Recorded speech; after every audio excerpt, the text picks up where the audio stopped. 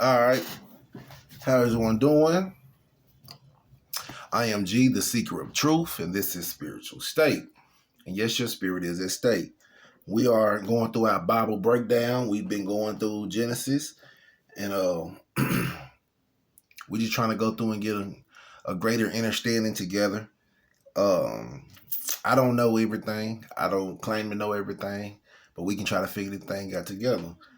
You know how it goes. So you're going to fire up, going to fire up.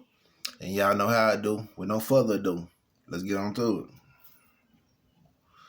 Now the Lord had said unto Abram, Get thee out of thy country, and from thy kindreds, and from thy father's house, unto a land that I will show thee. By the way, this is Genesis chapter 12. That was verse 1. That's for anybody who didn't know. All right. Verse 2. And I will make of thee a great nation, and I will bless thee, and make thy name great, and thou shalt be a blessing. And I will bless them that bless thee, and curse him that curseth thee, and in thee shall all families of the earth be blessed. So Abram departed. The Lord had spoken unto him, and Lot went with him. And Abram was 75 years old when he departed out of Haran. And Abram took Sarah, his wife, and Lot his brother's son, and all their substance that they had gathered, and the souls that they had gathered in Haran, and they went forth to go into the land of Canaan, and into the land of Canaan they came. And Abram passed through the land unto the place of Sashim, unto the plain of Mori, and the Canaanites was then in the land. And the Lord appeared unto Abram and said, Unto thy seed will I give this land. And there builded he an altar unto the Lord who appeared unto him. And when he removed from thence unto a mountain on the east of Bethel, and pitched his tent, having Bethel on the west and Hai on the east, and there he built an altar unto the Lord, and called unto the name of the Lord. And Abram journeyed, going on still toward the south. And there was a famine in the land, and Abram went down into Egypt to sojourn there, for the famine was grievous in the land. And it came to pass, when he had come near to enter into Egypt, that he said unto Sarai his wife, Behold, now I know that thou art a fair woman to look upon. Therefore it shall come to pass, when the Egyptians shall see thee, that they shall say, This is his wife, and they will kill me, but they will save thee alive. Say, I pray thee, thou art my sister, that it may be well with me for thy sake, and my soul shall live because of thee. And so, like, now they going into the land of the, and going in here with the Egyptians, and they like, Abram telling Sarah, he like, if we go in here, they gonna say you my wife because you look good, and they gonna try to kill me, and they gonna let you live. He like, so just say you my sister, so I'll be straight.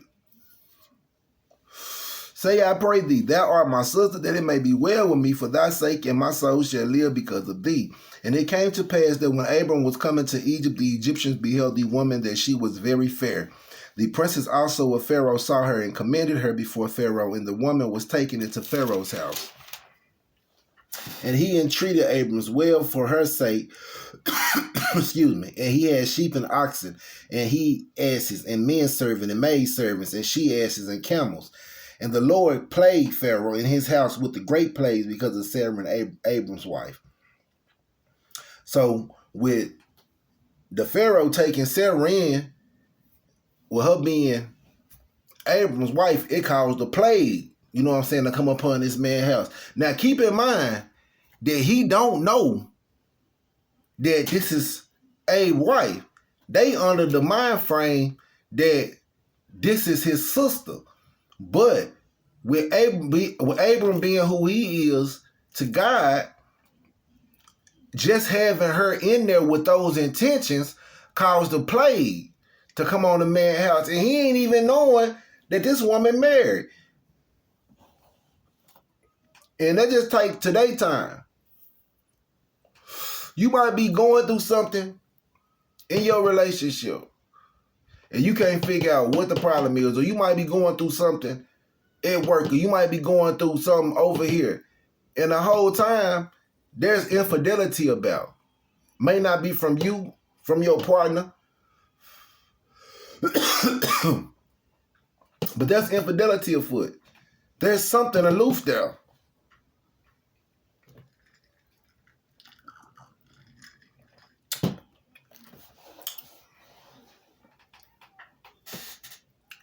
At least that's what I'm thinking. Anyway, 18. And Pharaoh called Abram and said, what is this that thou hast done unto me?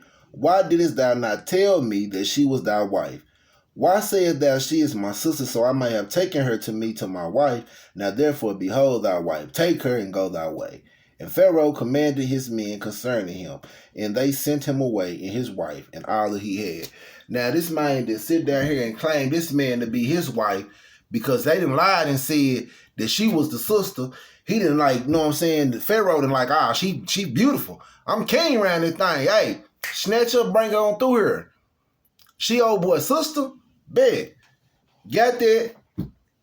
But it all started with a lie. And the lie stems from fear, right? Which was the trick of the enemy. So in my mind, in that portion right there, Abram was weak. He went there and he didn't have faith that who had brought him through was going to get him through that too. In my opinion. Now, you know, this is just my take on it. But you got to look at it from that perspective, right? Because if God done did these works in your life already, and he done telling you to come here and go there, and everything that he done showed you and everywhere he done took you, you done been able to prosper. And even when times have been hard or been dangerous, that he's always provided a way for you to get out of it. And so now you come into a spot of unfamiliarity. You don't know none of these people around here, and you get scared because you got a beautiful wife. But where is the trust? Where is the faith in God? Where is all this faith that we had in these first couple of chapters? You understand what I'm saying? So in that moment right there, I feel like he was attacked and he showed weakness just to be afraid to be like, look, you my sister when we go in here. If you go in here, you my wife, they gonna kill me. But that lie that they told caused the plague to come upon the Pharaoh. A lie that was told that was stemmed from fear. I'm just saying. The Pharaoh say, hey, why you ain't tell me that this was your wife? Right? Why you ain't tell me this was your wife? Get her up out of here. You done caused all these plagues on me because y'all done lied. And we can take that to today's time. Look how many situations get blew out of proportion because a dude get mad at a dude for sleeping with his gal, but the whole time the dude is sleeping with the dude's gal don't even know that the gal got a dude because she done lied talking about she's single. And now here come the ego, here come the pride, because once these two know about each other, oh, we both can't have this, right? Instead of addressing the issue, which is her or him. But so many situations in today's time have been blown out of proportion. People have been unalive by these lies that's been told because she didn't have no man, or they were separated right now, or him and his, you know, him and his wife, they was going through a separation period.